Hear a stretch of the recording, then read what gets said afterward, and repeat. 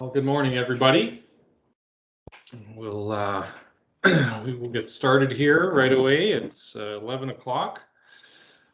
Welcome to everybody. I think we've got over 100 registrants for this. I think we're getting close to that. I see a lot of people joining, so thank you very much for joining us this morning for part one of our webinar series here this week. My name is Ian McGilvery. I'm one of the three hosts. I might get Roberta and Kevin to also put their cameras on and wave as well. They're joining us here too. So welcome to part one of our webinar series. Hey guys, there we are. We're ready to roll. Just some quick little bit of housekeeping before we proceed here. We've got a lot of material to cover today, very diverse audience. That's why we broke this into three, but that means we'll have lots of content to go through. So we'll get through this as fast as we can. We'll leave as much time at the end for some Q&A. This session is being recorded, including the Q&A at the end. And so if we'll definitely be done our content well before the end of the hour, but if we have some good questions at the end, we can certainly go past noon. We'll signal at noon if anybody needs to leave, but if we still got some questions, we're happy to stick around and answer them, and those will all be recorded so we can you can see the answers if you have to leave at noon. You can submit questions as we go here. We'll probably try and leave most of them to the end, but just feel free to queue them up. There's a chat feature at the top of your window that you can do that, and the recording will be distributed to everybody at the end of this session. So we've got lots joining on. That's great. All right, well, we'll get going. We've got a lot to go. Quick disclaimer here, basically don't use this as a substitute for any of this as a substitute for advice from either one of our representatives directly or any IEQ HVAC or engineer, HVAC engineer. That all of your facilities are unique.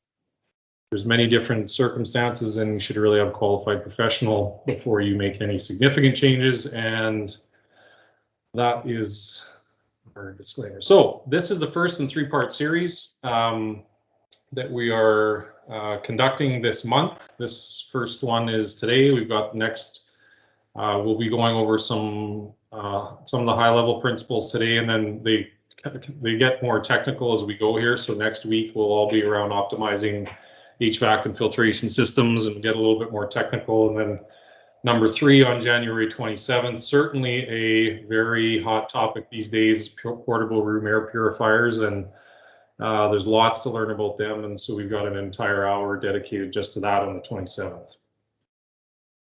So our presenters today, myself and Roberta McGilvery, our CEO, and Kevin Delahunt, our Senior Technical Advisor.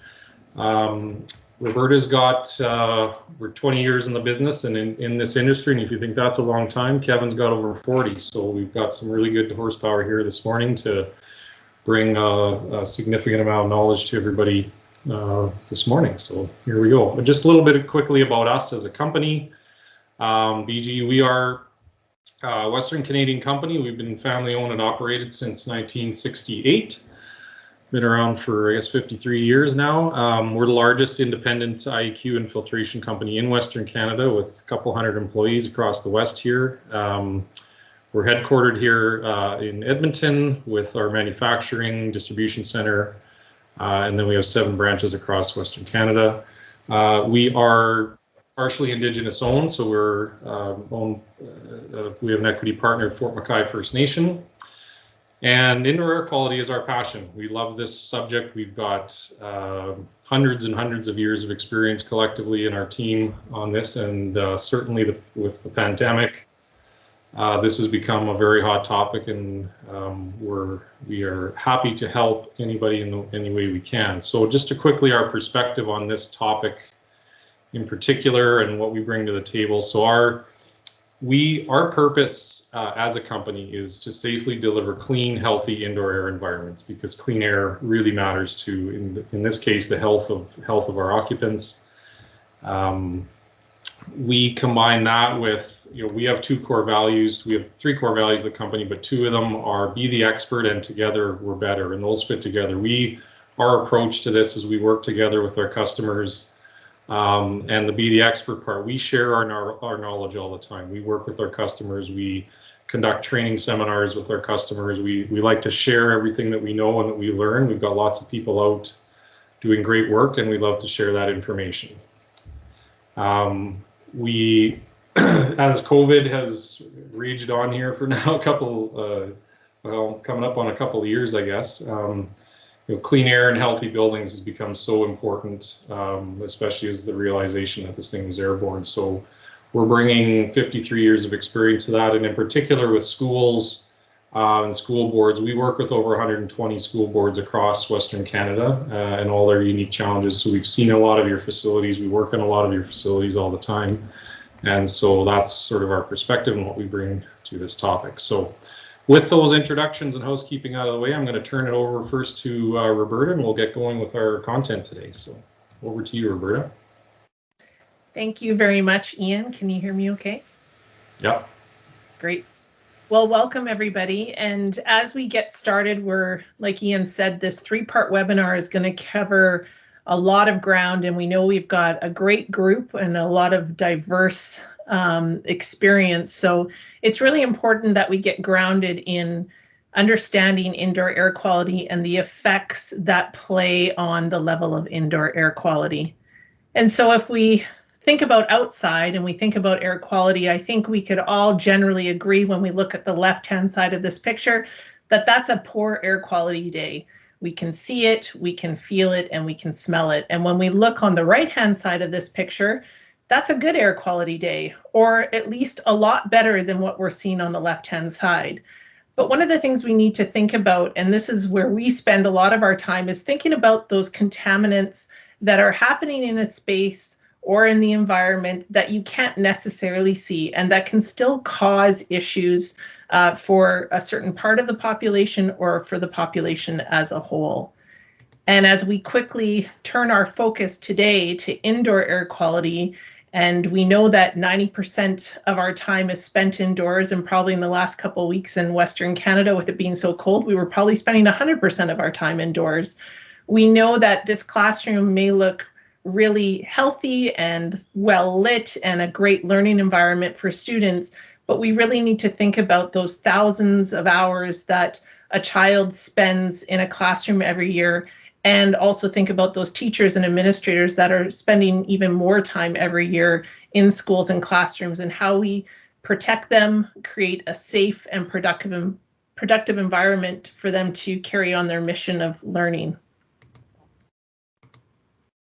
So we need to really think about all the effects on indoor air quality, and I'm sure these are things that you are all thinking about every single day as you're helping increase the level of productivity and safety in your schools. So it's thinking about that outside environment and the climate that is happening. It's thinking about the activities of our neighbors surrounding our schools. We need to think about our infrastructure, how our buildings are built, the materials used, the fixtures and the furnishings involved, and then of course of our occupants who, through what they bring into the school, as well as the activities that they're conducting, can cause effect on the indoor air quality.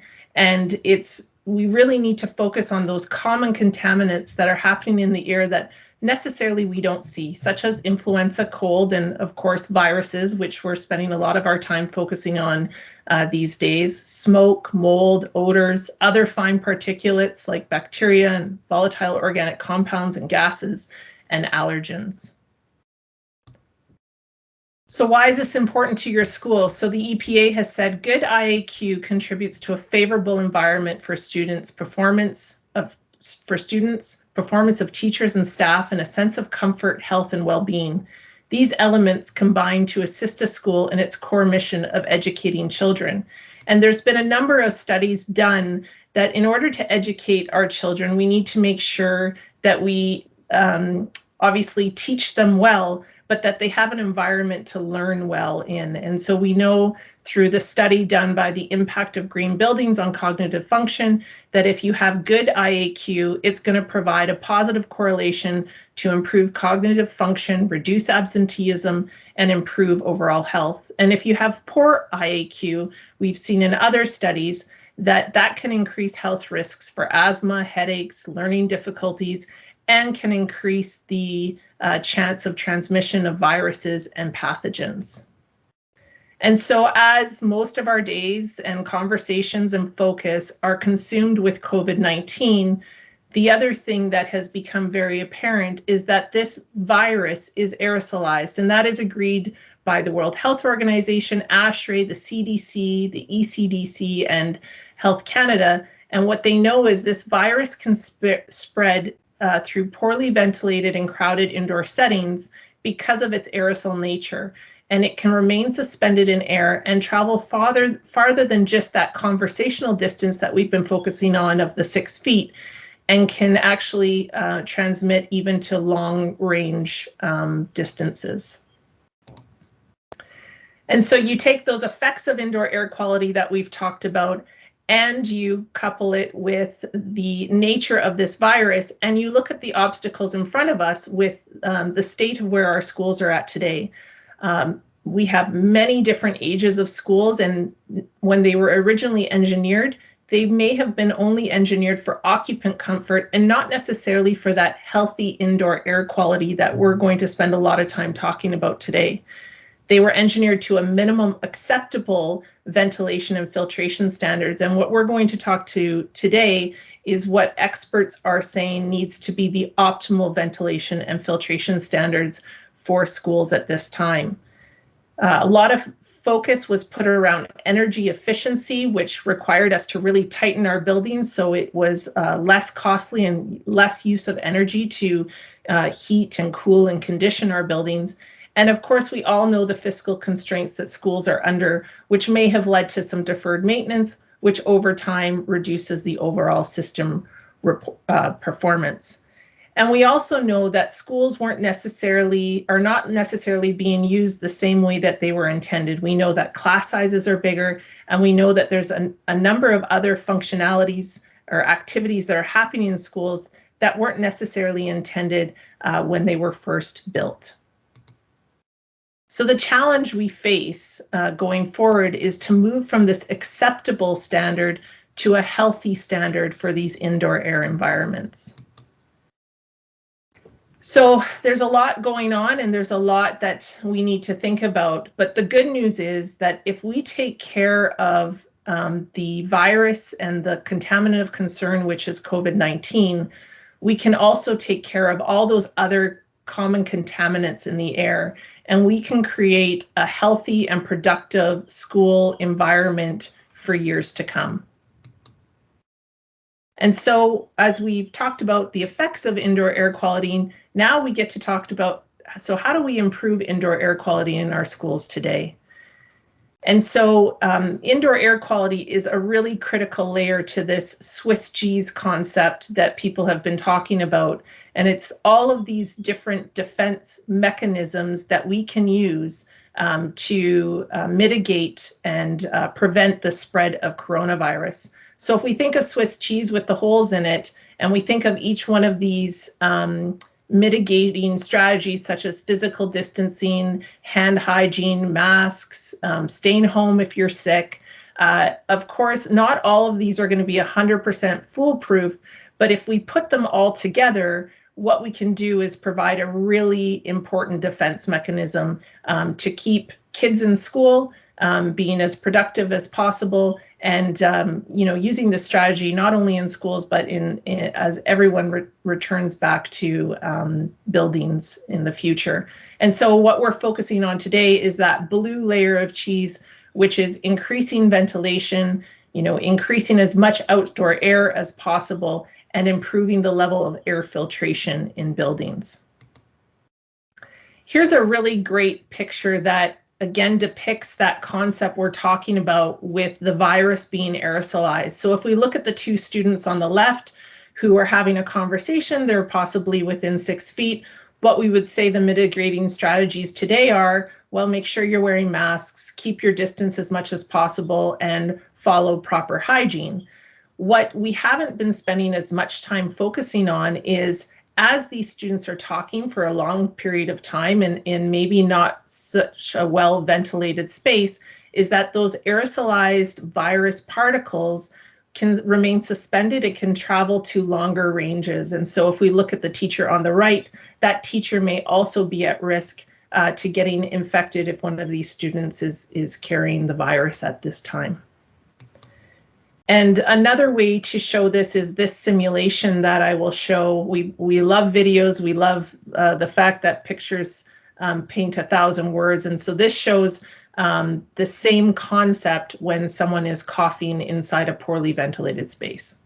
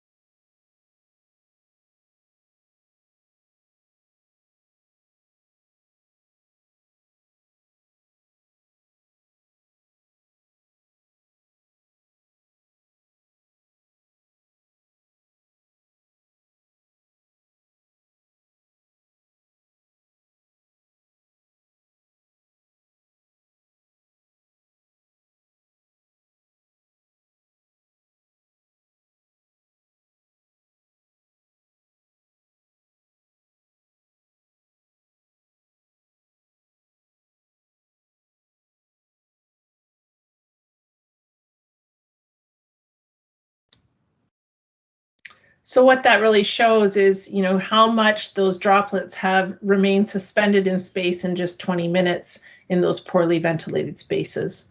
So the key point here is, while we still do not know exactly what level of contamination presents the greatest risk of infection, we know that exposure increases as a function of higher concentration and longer time. And so when we think about those poorly ventilated spaces where many people gather, we focus into our schools, and we have a number of areas of high risk, such as classrooms, meeting rooms, shared workspaces, lunchrooms, locker rooms, and other common areas in that space. And so to deal with those high risk areas, there's two concepts that are really important here. What we need to do is increase the ventilation as much as possible, which means diluting that concentration of contaminants by replacing the dirty air with clean air. And then number two, improving the filtration. So as we take that dirty air out of a space, that we put that through a higher efficiency filter that can filter out those contaminants and provide clean air that can be reintroduced and recirculated into the space. So again, we love our videos, and here is a great video from our friends at Purifil and Madison Indoor Air Quality Hygiene that can really show these two concepts of ventilation and filtration being combined to protect against viruses.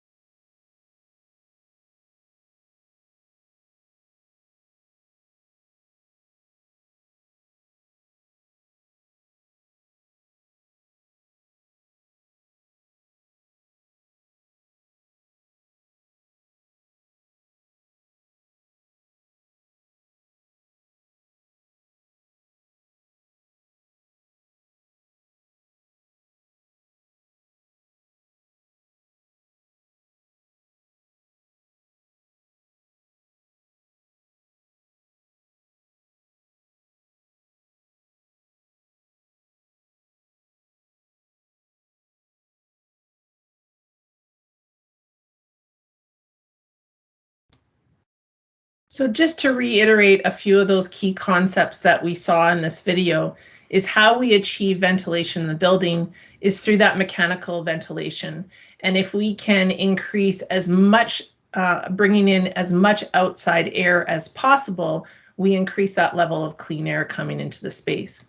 We can also look at what we like to call natural ventilation. So if you do have the opportunity where your schools have the ability to open their windows and keep their doors open, I know it's tough to do in this cold weather, but that is another way that we can bring in more clean air into this space to achieve the acceptable or the optimal ventilation standard.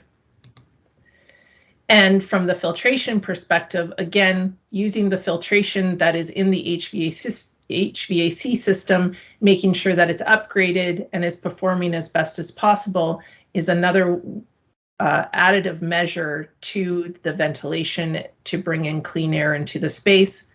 And like they said, if you can't achieve that optimal clean air through the ventilation and the HVAC filtration, then you can supplement with those portable room air purifiers.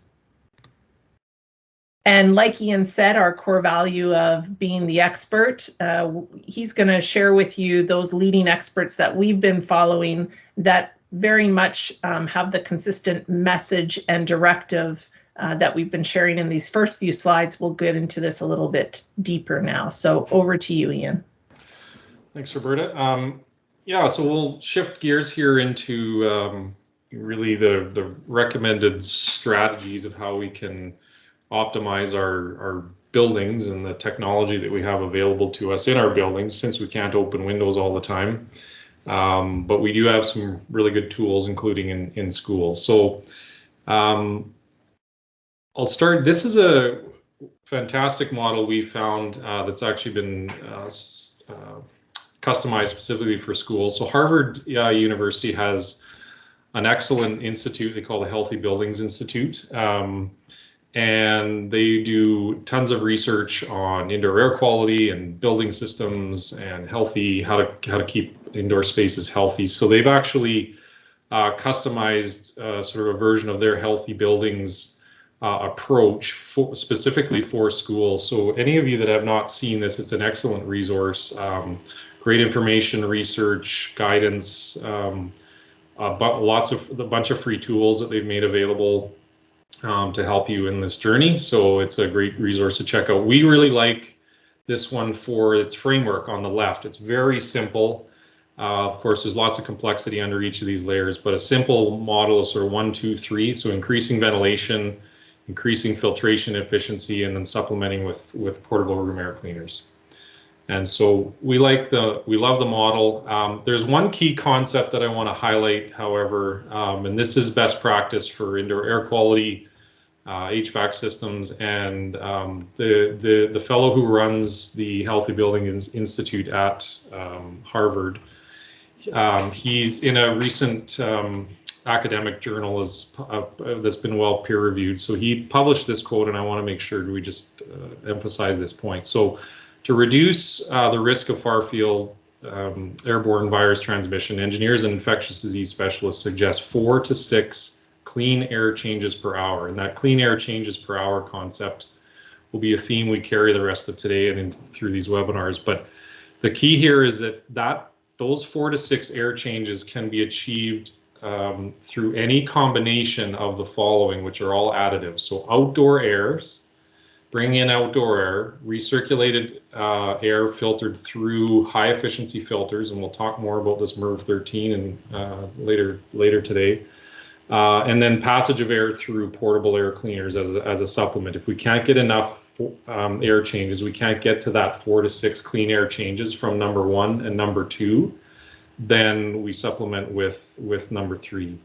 So again, the key here is this is additive. You should go after this challenge of air changes per hour in a layered approach. So and get yourself to the 6 air changes per hour through a combination of any of these means. And we're finding this is one of the most misunderstood principles in this battle right now. So just a really critical point. So flipping over, that's Harvard and generally indoor air quality best practices. But let's talk about ASHRAE, the real authority on this stuff, at least in North America. An organization called ASHRAE, the American Society of Heating, Refrigeration, and Air Conditioning Engineers. I know we've got some of their members on the call today. We've got engineers on this call. But this is the body that sets the standards for building codes for the HVAC industry, and so everything flows here. So we want to just make sure the guidance that we're providing in the Harvard model is consistent with what ASHRAE is saying. ASHRAE has ventilation standards that they publish and they update on a regular basis. They have for many, many years. When the pandemic hit, there were some key changes. They struck they call the ASHRAE Epidemic Task Force. And this guidance, there's some important updates in this guidance that made some changes to their regular standards that are really critical. And I pulled a quote here specifically from Dr. Bill Banfleth, who's the chair of the Epidemic Task Force. And one key change that's not consistent with the regular standards of 62.1 is that we know for sure that 62.1 is not the level of indoor air quality control that it takes to significantly reduce airborne infectious disease. So the air, in particular, the air changes per hour in the ventilation standard are not sufficient, and the level of filtration is not high enough. So we actually, interestingly enough, here in Alberta, I know we've got some folks from other provinces, but we actually got some recent clarifying guidance, specifically that Dr. Banfleth provided for Alberta schools. So I'm going to highlight, there's been a couple of letters, and some of you on the call may have seen these already. I'm going to highlight the second letter, which actually just was written last Friday by the chair of the Epidemic Task Force. And there's some key things in here he was writing to essentially clarify. And so again, this was written for Alberta schools. So number one is, we need to check systems to maximize ventilation. So any outside air, the more outside air we can bring in from our HVAC systems, we need to do that. We need to upgrade to MERV 13 filters. So recurring themes here. And this one, I'll read most of this paragraph because it's important. So even when the above two, so even when minimum outdoor air requirements are met and our recirculated air is filtered by MERV 13s, the total clean air delivery rate to most of the spaces does not reach recommended levels and should be supplemented by in-room air cleaners. So, and the goal is to get to 6 air changes per hour of combination outdoor and filtered air. So the guidance we shared earlier from Harvard, that triangle model, is very consistent with the guidance from ASHRAE here. So again, we'll leave with this principle of 1 + 2 + 3. So those 3 measures to get to our 6 air changes per hour. So very consistent with ASHRAE. So back to our video again, we talked about the combination of ventilation, filtered air, and HEPA air purifiers, and they're all additive to get us to 6. We want to target to 6. So the guidance is pretty clear on all that. If you want any more, there's actually I put a link here to a podcast episode that Dr. Banfleth goes into more detail about all this and the 62.1 standards. So, okay, at that point, we're going to shift gears here. I'm going to pass it over to Kevin Delahunt, and he's going to take us through the beginnings of our roadmap to how we go about doing all this stuff and getting to our 6 air changes per hour. Over to you, Kevin.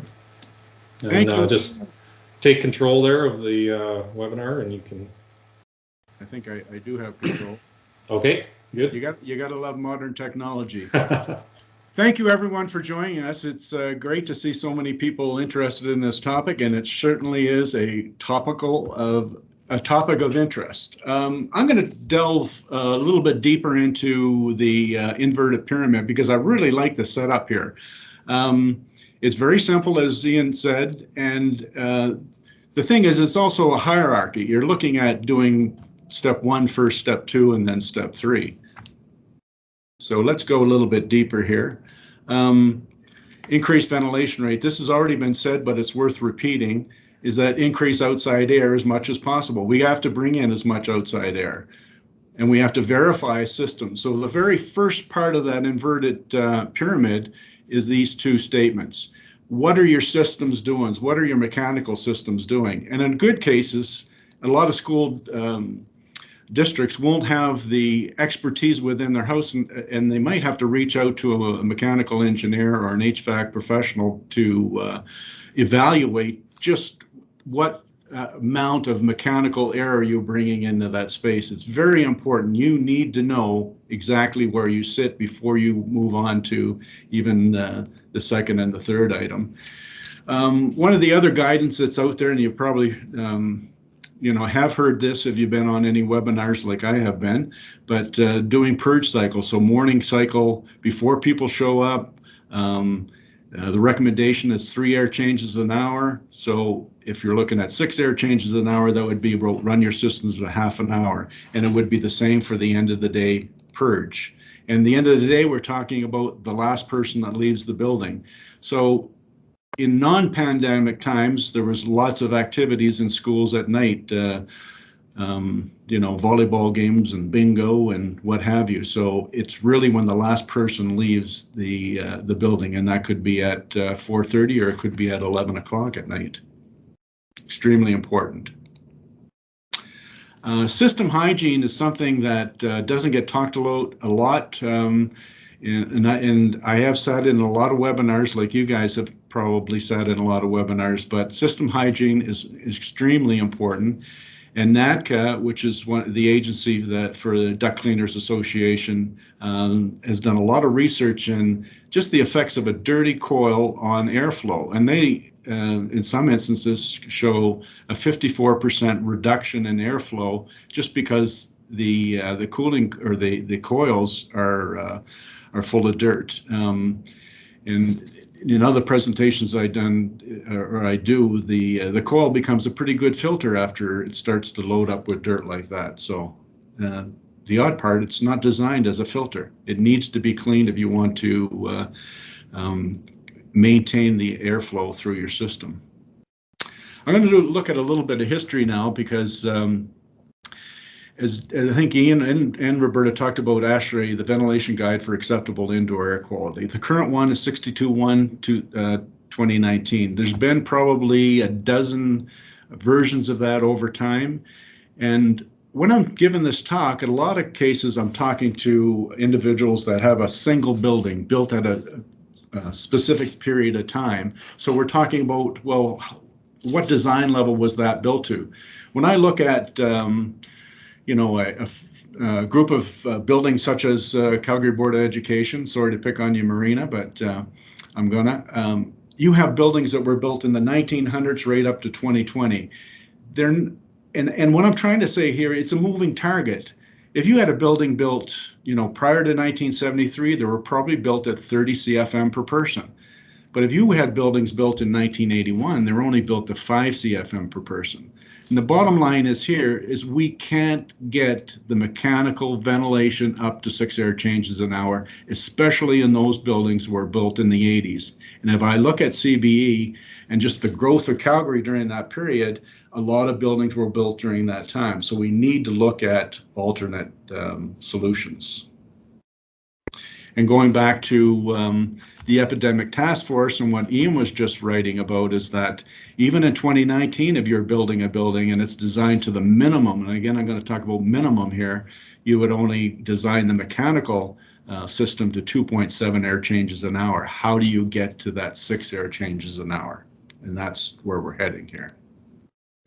And there'll be more about that in episode 2 next January 20. So next Thursday, we'll talk more about that in detail. So the next line item in the inverted pyramid is increased filter efficiency. And again, this is one near and dear to our heart. And I'll go back to 62.1 2019. In it, it recommends a MERV 8 filter. So a lot of you would. If I said what filters were designed in your system or you're using in the system, you'd be using a lot of MERV 8 filters. And prior to 2016, it was MERV 6 filters.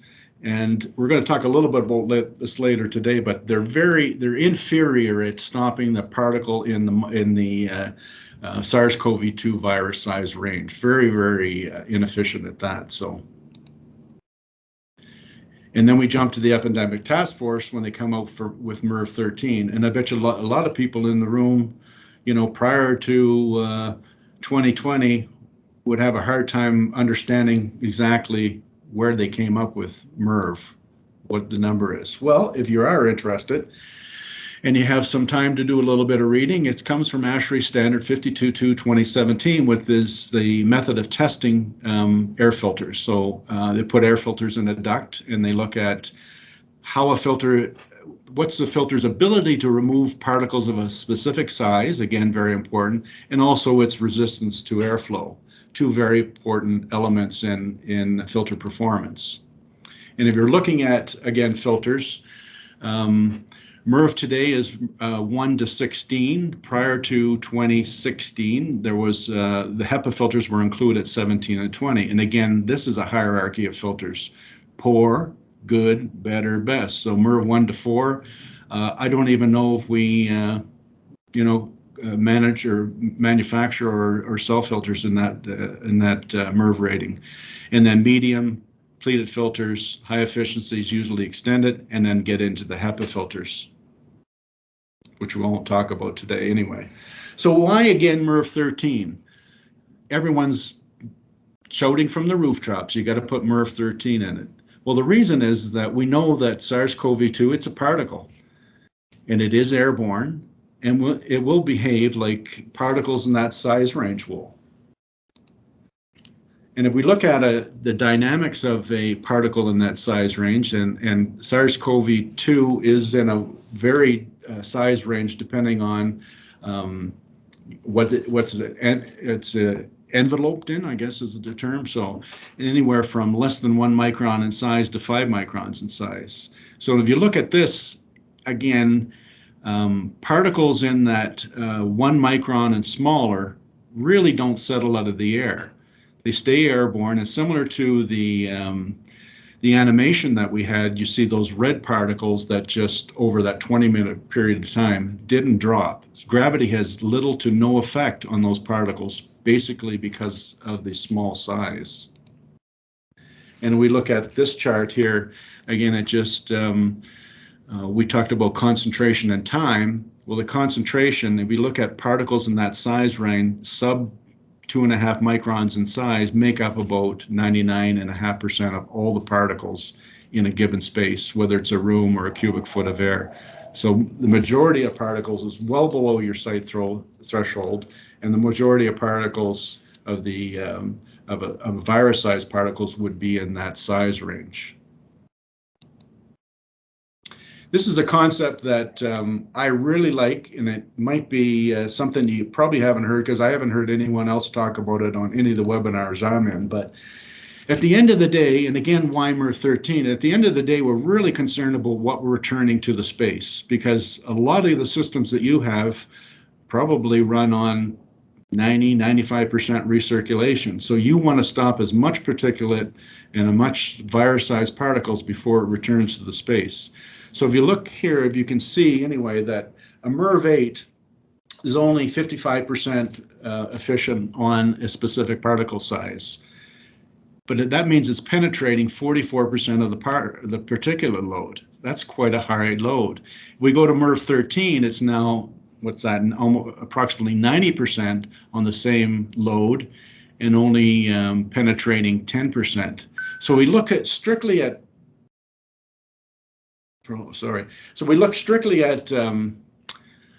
penetration. A MERV-13 is 450% better at removing particles or eliminating the particulate load from re-entering the space, just because it's that much more efficient. So that's one of the reasons why you're going to MERV-13. It really does a great job. Another issue that I I don't see when people talk about filtration, especially high efficiency filtration, we don't talk about the system efficiency. Rarely in a school setting or commercial setting is one filter in a filter bank. Usually it's a series of anywhere from 2 to maybe 200. And it's really important that we look at not just the filter efficiency, but the overall system efficiency. How efficient is 200 filters in one filter bank? Does it still meet that MERV 13, if that was the MERV 13 filter that's put in there? And in most cases, it's very difficult to do. It's not that easy. It has to fit. If it doesn't fit, it doesn't filter. And in this case, there's some dynamics of filters that are concepts of filters that we all need to be aware of when we look at a filter bank, especially one as large as 100 or 200 filters. Air doesn't want to pass through a filter. It's like water to find the path of least resistance. And as we increase in efficiency, we go from MERV 8 to MERV 13. It's even more important that the filters are really tight and have a good holding apparatus. And fit, in some cases, can be more than efficiency, important than in efficiency. If it doesn't fit, it doesn't filter again. So extremely important. Now, another issue, okay, SARS-CoV-2 is airborne and it's viable and it gets back into a filter system. There's a very good chance that we have to assume that the filter is now contaminated with a live, viable virus. How long, we don't know. It hasn't really been tested, but we need to consider that whoever's going up to work, maintain, service, replace, has to have that understanding that the filter could be contaminated. So it's very important that we look at it and train our individuals in knowing how to deal with that problem. So they need to have the proper PPE when they go up: gloves, coveralls, masks, sometimes even breathing apparatus with a HEPA mask. You need to have that. You just don't go up in a t-shirt and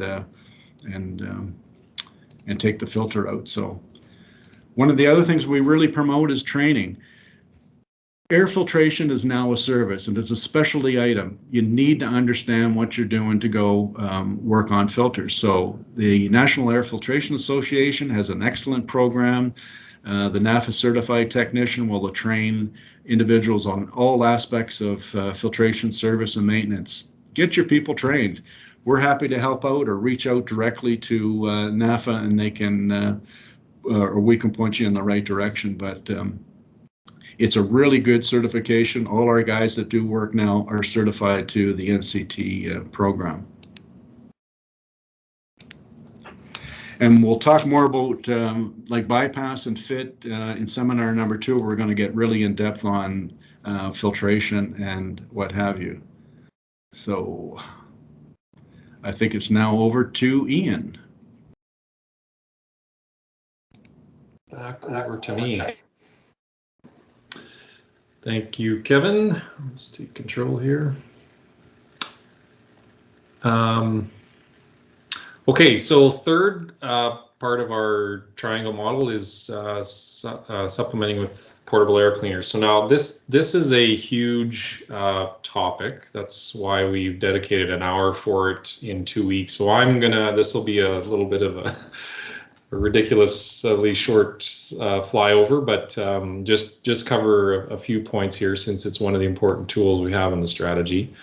Really quickly, just how these things work fundamentally. It's kind of neat. We're able to, we've been doing HEPA filtration for decades at our company, and these are a great way to bring HEPA level filtration, out of the hospitals and clean rooms and laboratories and all that kind of stuff, and bring that technology into spaces like schools and offices. So a really great tool that we have, and effectively they supplement your building filtration with a portable unit, a piece of equipment that just pulls the air in from usually all sides, pulls it in and passes it through multiple layers of filtration. So these will have actually much better filtration inside these units than you're going to have in your central system. So they're great supplementary tools to to add to the mix to get to our 6 air changes per hour.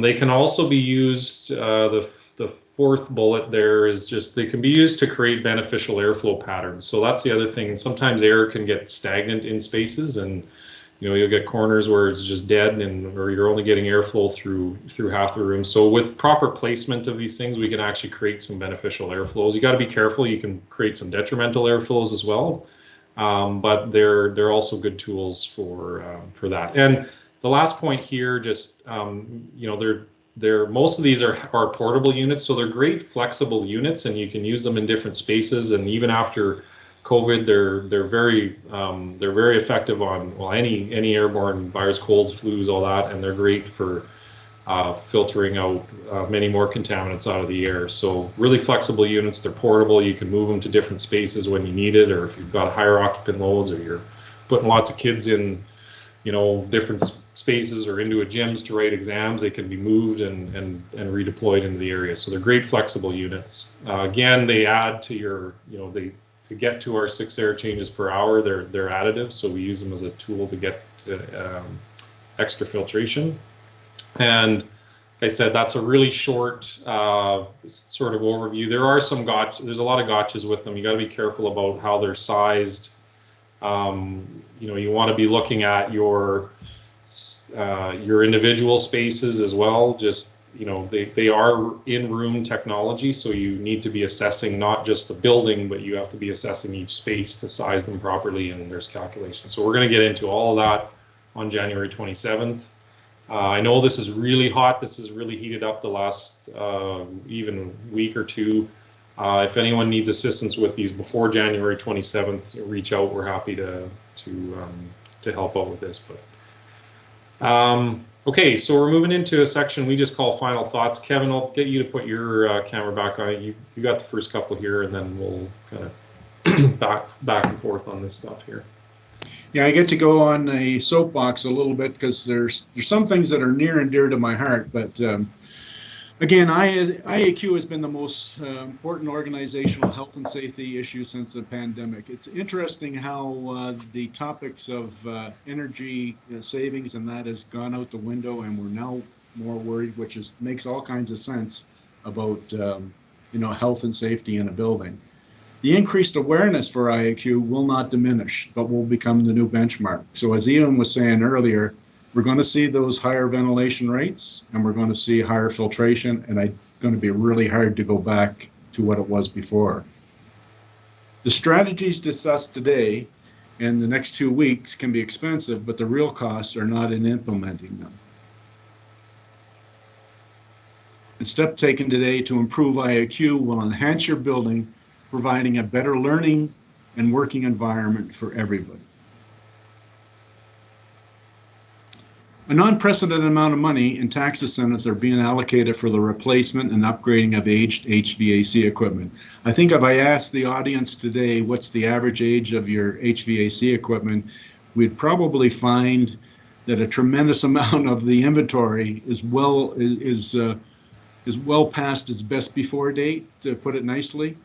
So in the upcoming years, we're going to see a lot of money being spent on replacement. But with this, we have a unique opportunity to participate in the growth, but also a responsibility to ensure the filtration and ventilation is designed, installed, and maintained to withstand any future extraordinary events. And extraordinary events, we're in one right now, the pandemic.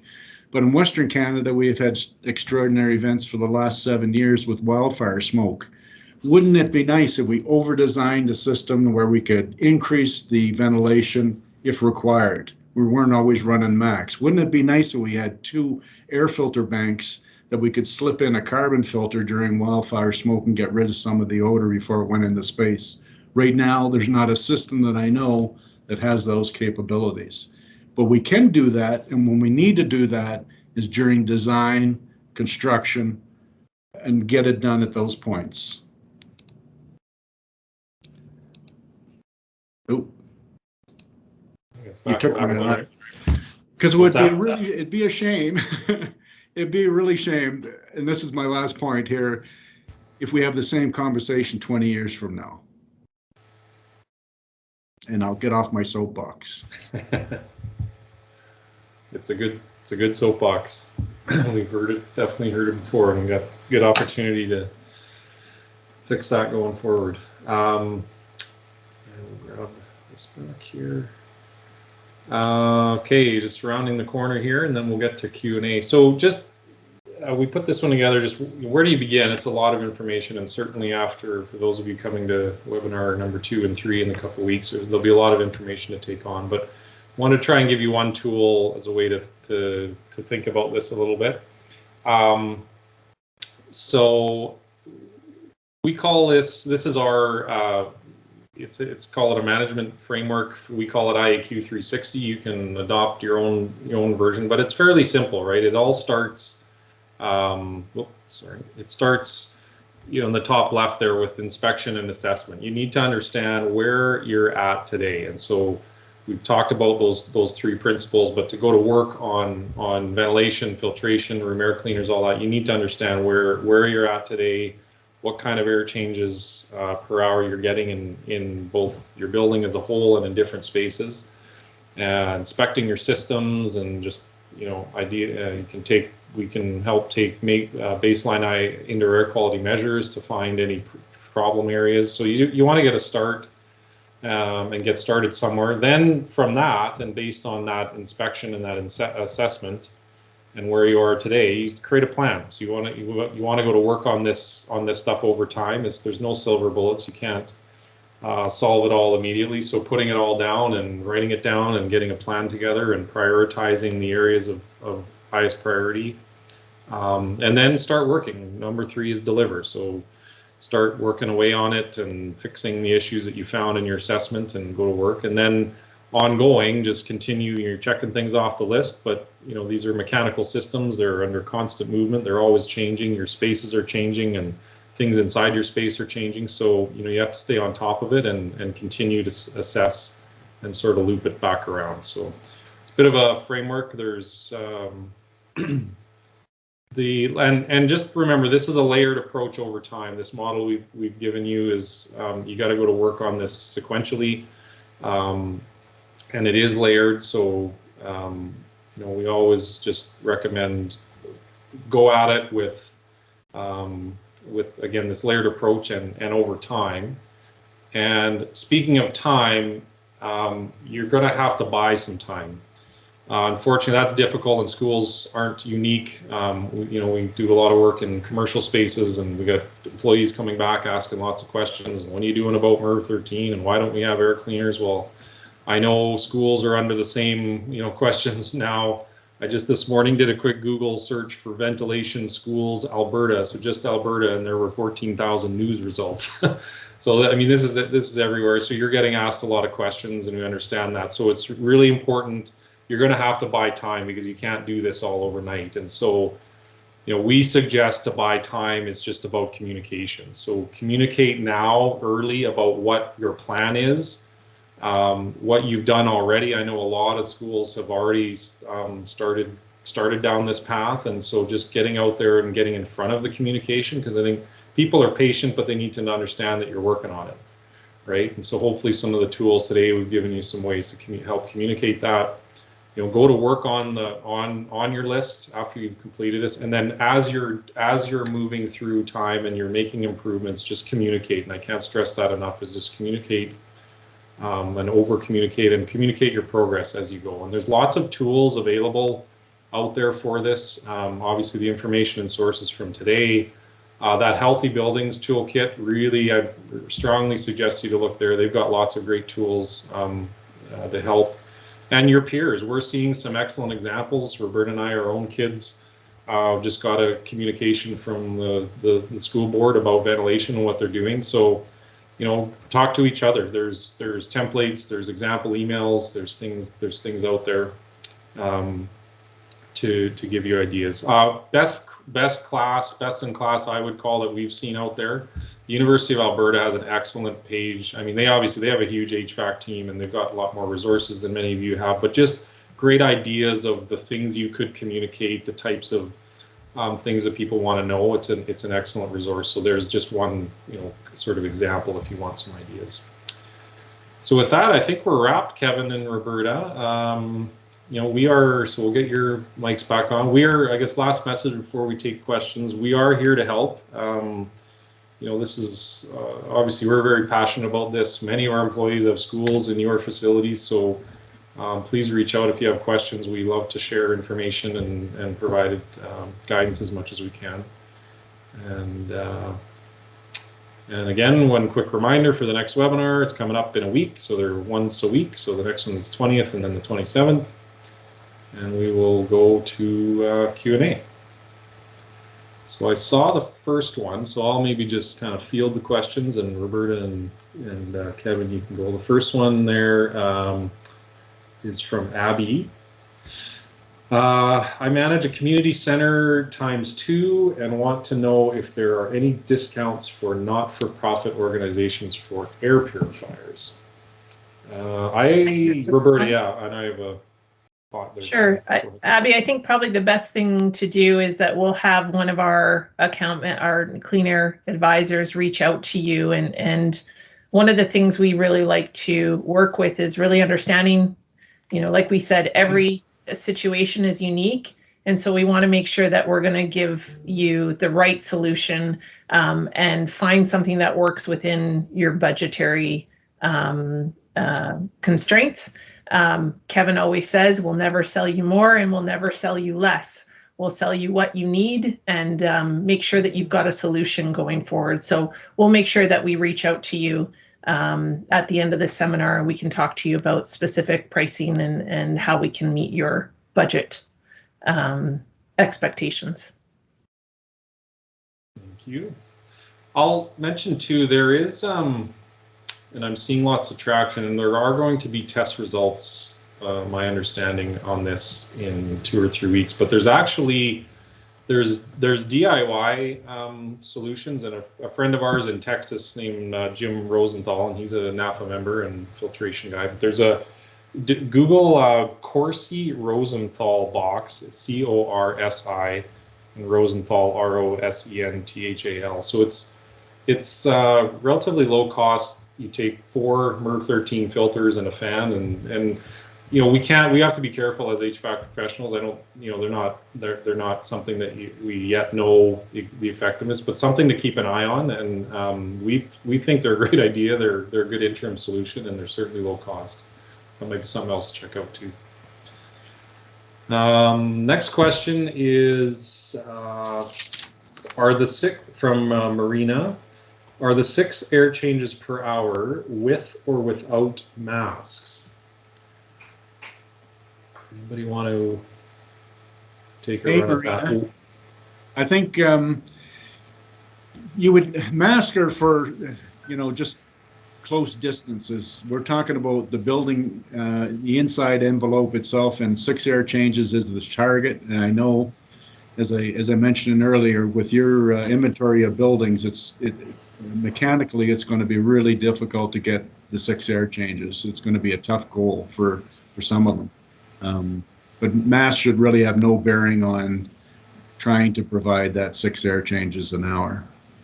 And I do know that the masks are a very important layer. So they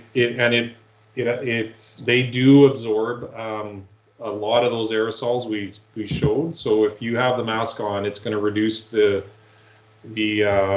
concentration in the air. So that's a very important point. So good layer, and the 6, and then I will say the research, they are saying that everybody who's recommending the 6 also recommends, before all these things, also very highly supportive of masks. So it is a layered strategy, and 6 is considering masks as well. Okay, I'll just flag it. We are approaching 12 o'clock, so if anyone, we totally understand if anybody needs to go, but there's a few more good questions. And again, this is recorded, so we'll keep answering questions for probably another at least 10 minutes. But if you need to drop off, please do. Yeah, Ian, Okay. just before you go off the masks, Marina just had a follow-up question, which is probably just good to answer right afterwards. She asks, do you know if the guide was trying to eliminate the need for masks? No. Absolutely not. No, definitely not. There's still close contact. You're going to want that in an enclosed space, and even with 6 air changes, you won't get. There's still going to be. There still could be, and there will be, particulate being resuspended back into the space through the mechanical system, and even through a room air purifier with a HEPA filter. They're not absolute, so the masks are really important until we get, outside of this pandemic. Mm-hmm. Fingers crossed. Yeah, and I think the other thing to say is if we get outside this pandemic and we get to this world where we can interact with each other in these spaces without masks, that 6 air changes is still going to be the best strategy going forward if we think of all those other contaminants that can have poor effects on indoor air quality. Next question is from Amanda. Hi, Amanda. Nice to see you here. On buying time, what immediate mitigation actions can schools take while these improvements are ongoing? So for immediate mitigation actions can schools take while these improvements are ongoing? Anybody want to? Yeah, I think the first step, like we say, one of the things we've been hearing is that, like Kevin and Ian were talking about with that inverted pyramid, is that you can't just do one of these things. You have to go in a methodology of this process. And so the very first thing and the immediate action that should be taken is going and assessing your schools and assessing each individual classroom and seeing how you can identify, your HVAC systems performance. That's the immediate action that needs to be put in place with a plan going forward. Because what we see is some different school boards or different people that are interpreting all of this information, they're jumping to one solution, and not only one solution is going to do the trick.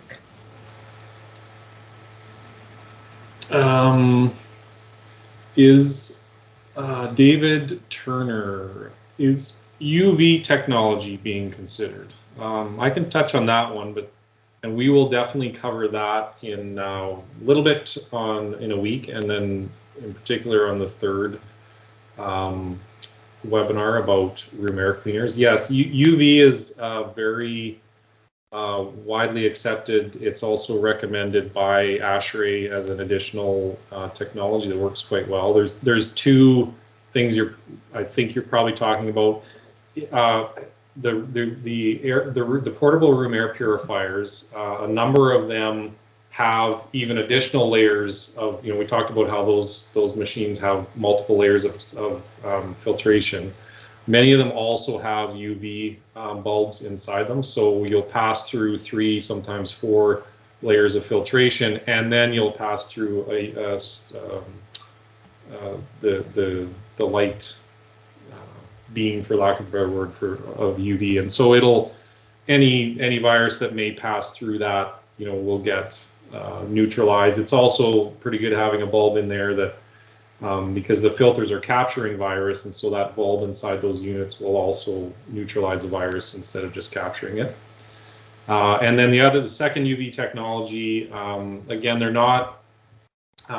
We are seeing some facilities install them, but it's called upper room UV. We're not seeing specific recommendations. The ASHRAE guidance isn't. They believe the technology works, but we believe it works. But it's basically, you got to be careful with UV light. It's harmful if you get direct exposure to it. But they can install units up higher on the ceilings that point up, and they essentially fire UV light up on into the ceiling, and it neutralizes any viruses in that upper air chamber of the room. So, we think it's good technology. ASHRAE is not specifically pushing it very much, but it's definitely an option worth considering, and we will talk about it in webinar number 3. Electrostatic. The third item with UVs also right, and you might be asking right on the air handling system too, which is usually put downstream of the coil. Yes. Which ends up being a major retrofit of a unit. And, at the end of the day, retrofitting a unit that's 15 to 20 years old, that's, again, probably past its best before date, is you'd have to look at the cost benefit of doing something like that. So we do know it works in all of those instances. Good, well-proven technology. It's been around for a long, long time, well-tested. What about Kevin or Roberta? What about electrostatic filters? Chris has a question there.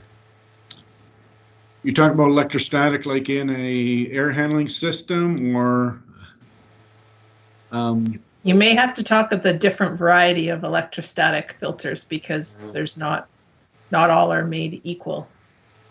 Yeah, and electronic filters, I mean, it again, in an air handling system or in a residence where you're using an ionizing section to charge the air or charge the particles, and then a collection section. It's a proven technology. The biggest,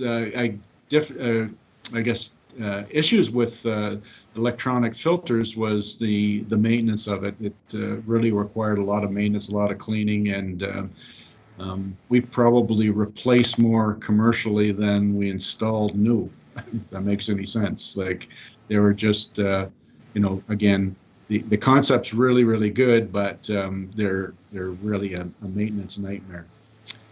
That type of filter. I'm not sure if you're talking about electronics as in like the ionization, bipolar ionization and that type of thing, but I know there was maybe, across. Maybe what we can do is reach out to Chris to really get specific about exactly the type of filters that he's looking at, and we can have one of our clean air advisors help him in detail with that question. And then Tyson Robertson, there's a two-part question here. So the first one, well, maybe we'll just do the first one and then we'll go to the second one. So are you suggesting that a new build should be designed for 6 air changes per hour average or peak capacity? Kevin, any thoughts on that one? That's your soapbox one. Yeah. Again, we'd like to, I personally would like to see that a building or units are built with some excess capacity on it so that you can ramp them up. And everything we talked about today, the acceptable indoor air quality, minimum ventilation size, they're always at the low end. So buildings tend to get built by that medium or the minimum. How about if we actually had something, and I was thinking about this yesterday. I was doing it. Yeah, I got a car that goes 200 kilometers an hour, but it doesn't mean I have to drive it at, I'd like to drive it at 200 kilometers an hour. If I had a system that supplied, or the capability of supplying 20,000 CFM, if I didn't have to run it at 20,000 CFM, that would be great. If I could run it at 10 most of the time, but be able to ramp it up when I really needed it, would that not be a really great feature? And if I did it when we're replacing units, or I did it during construction, the cost of doing these things is minuscule compared to trying to retrofit a unit now with UV or extra filter bank or oversize it. It is really, really difficult to do that and so costly. I'll mention too that webinar the podcast episode with the chair of the ASHRAE Epidemic Task Force. He actually gets asked that question quite a bit. Of course, I mean, ASHRAE is obviously looking at standards, and will, the next permanent ventilation standard go up, from what it is today. So he does have some commentary on there. I mean, obviously ASHRAE's got to be careful about those positions because they don't know what the end result will be post-pandemic. But, all the tea leaves we're reading is certainly going to say that, design standards are going to go up. I can't imagine we're going to go backwards on this, and there'll be a lot of pressure. So. But you can hear some more on that with the experts in that area. The second part of Tyson's question was, this will be probably good for Kevin or Roberta. In addition to MER 13 at 6 air changes per hour, you also mentioned double filtration for smoke as an example. what is the MERV design rating across two filters, i.e. carbon MERV 8 plus a MERV 13 simultaneously? That is the premium on a system to that level. So what is the MERV design rating across two filters? So if MERV 8. Yeah, if you have the ability to put, like Kevin said, 2 stages of filtration, meaning that you can put, necessarily a pre-filter, or like he said, a carbon filter for fire or forest fires, and then you also have a second stage of filtration. What we call that, if you've got a MERV 8 and you've got a MERV 13, you actually have a MERV 13 system. So it's not 8 plus 13, it is the highest efficiency in that set. And this is something we've talked about for many, many years. If you can get your system designed that you have more room so that you can put in a thicker filter, or you can put in multiple stages of filters, it gives you tremendous flexibility for a number of situations, including, like Kevin said, forest fires. Anything you want to add to that, Kevin? No, and it's a really good point. I think everyone can visualize their home furnace. And I just replaced mine last year, and I went from, a 2-inch slot to a 6-inch slot, which opened up a world of opportunities for me in filtration. I could go to a MERV 13 filter. I could oversize it so that I slow the air down as it goes through the square footage of media. So the pressure differential on it is a lot less than if I tried to stick a MERV 13 into a 1 or 2-inch slot. So, and even with the group we have here, there's probably 10 or 20 of you are going to replace a furnace in the next 2 or 3 years. Get your sheet metal guy just to make a bigger box. And you'll get all the advantages of a higher efficient filter without the impact of it'll burn your motor out. It'll shoot your eye out. We got a few more good ones here. We'll try and get to these. So Jerry, is bipolar ionization, I'm assuming, being considered and approved air purification strategy? Roberta, your NAFA group's doing lots of discussion on this one. Do you want to take that one? I think again, if we go back to what we talked about today, if you follow the inverted pyramid, those are the generally well accepted principles that people like Harvard and ASHRAE can confirm. Bipolar ionization has been around for a while. There have been some technologies that have introduced additional contaminants into the space, and ASHRAE is encouraging that technology to work with ASHRAE to come up with a standard so that we can really make sure that that is a proven technology going forward. We do know that there are people that are advising it. I think the first steps, though, are looking at your ventilation, improving your filtration, and then you can look at those supplemental technologies. Just make sure that you're working with somebody that has, proper certification and standards around that technology to support you. Yeah, and ASHRAE does have some position documents on that, both in the epidemic task force, all the literature. I'll try and pull the link and send it off. If I don't get it by the end of this in the chat, we can email it to you. And a lot of the guidance is do your due diligence. There's not a lot of third-party peer review on BPI yet, and there might be going forward, but do your due diligence. There's tons on mechanical filtration and UV and that type of thing. So yeah, we have seen this. Yeah, we have seen, especially in the last 3 or 4 months in particular, in some of these suppliers of, and manufacturers of this technology, that they are working hard to get more studies, independent studies, and getting those peer reviewed so that we have more knowledge and more comfort with that technology. Okay, here's one in our, we get lots. On a standard commercial RTU, is MERV 13 too restrictive?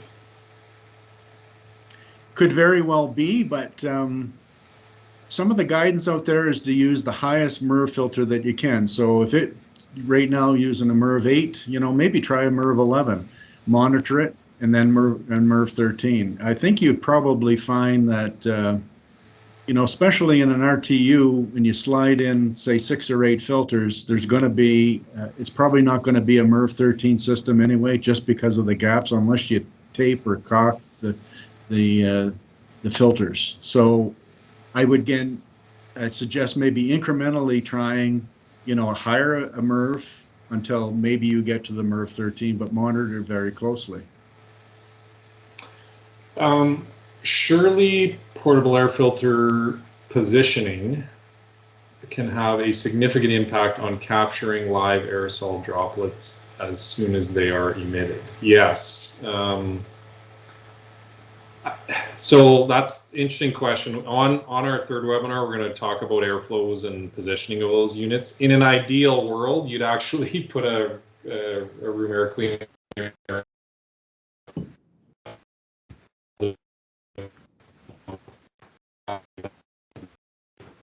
You're cutting out.